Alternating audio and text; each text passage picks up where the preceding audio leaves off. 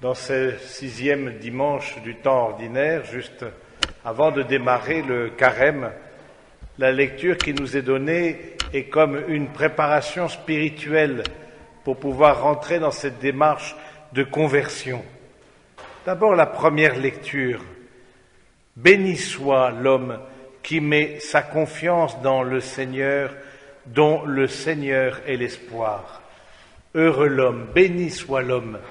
Et on voit très bien que dans l'Évangile, il y a un écho de cette bénédiction, de cette béatitude que le Seigneur nous donne. Au fond, les béatitudes qui nous sont rapportées par Saint Luc nous rapportent à chaque fois ou nous remettent à chaque fois dans cette dimension de confiance. Parce qu'au fond, il s'agit de ça. La béatitude, c'est la confiance, et la malédiction, c'est au contraire la défiance, s'appuyer sur soi-même, penser que l'on est seul. Alors oui, on voit, on comprend un peu mieux le pourquoi des paroles de Jésus. Heureux vous les pauvres, le royaume des cieux est à vous.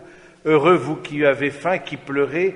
Heureux ceux qui sont repoussés, qui sont insultés à cause du Fils de l'homme. Parce qu'au fond, dans toutes ces situations-là, eh bien, on n'a pas forcément la solution soi-même. On se remet face au Seigneur. Et vous le savez, la première béatitude, heureux les pauvres, c'est celle qui résume toutes les autres. C'est celle qui contient toutes les autres parce que le pauvre, ce n'est pas tant celui qui n'a pas que celui qui ne peut pas réaliser tout seul, qui a besoin de l'autre, qui a besoin de tendre la main. Et cela, c'est une béatitude.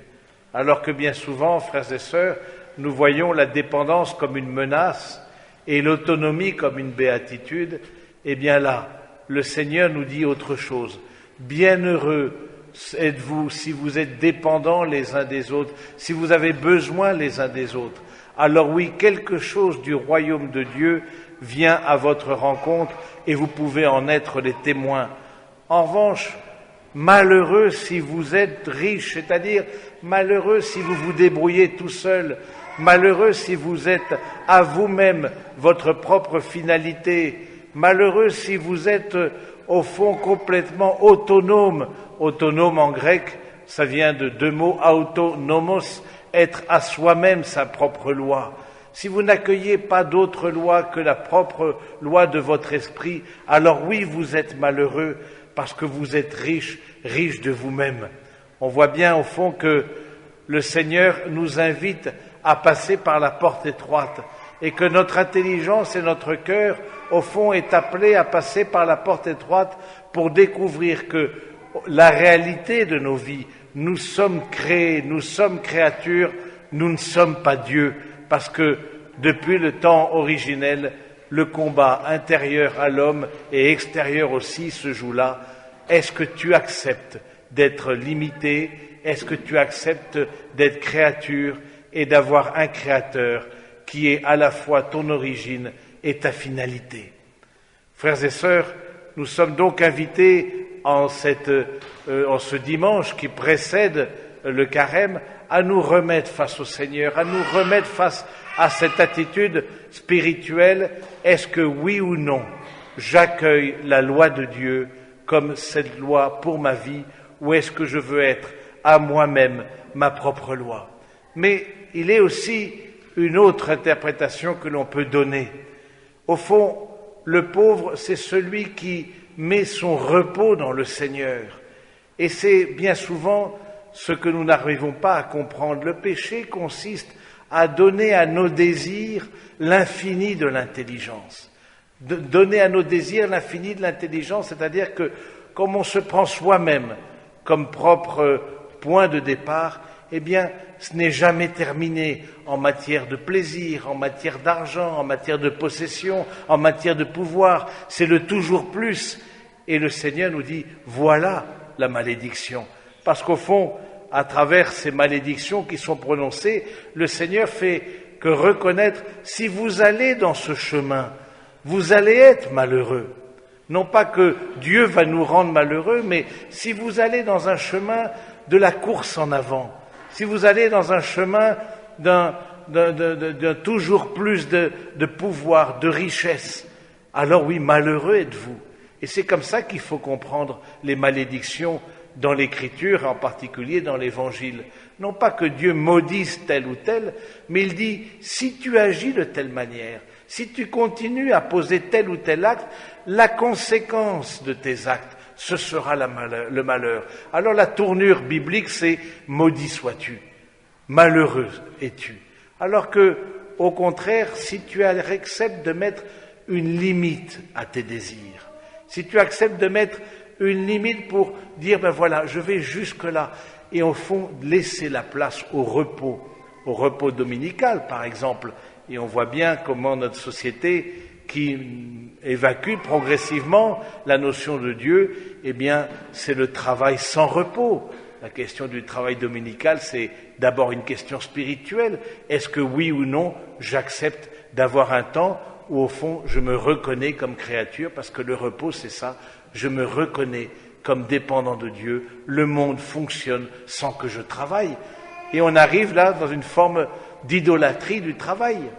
Alors, on va demander au Seigneur, dans ce temps qui précède justement le carême, on va lui demander d'accueillir nos limites comme des béatitudes, d'accueillir nos dépendances comme des béatitudes. C'est pas facile, et c'est toujours un combat pour chacun d'entre nous, parce qu'il y a en nous ce désir de ne pas dépendre. Il y a en nous ce désir, et j'allais dire, toute l'éducation pousse justement à ce que l'enfant puisse s'assumer lui-même et devenir indépendant.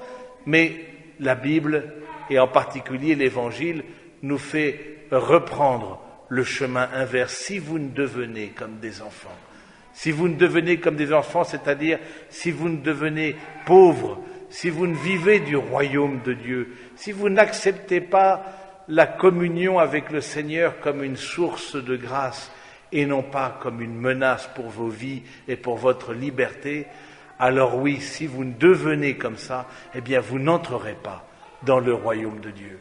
Le Seigneur nous appelle donc, frères et sœurs, au seuil de ce carême qui va commencer en ce dimanche, nous appelle donc à revisiter nos différentes limites, limites physiques dues au handicap, dues à la maladie, à la vieillesse, limites de caractère.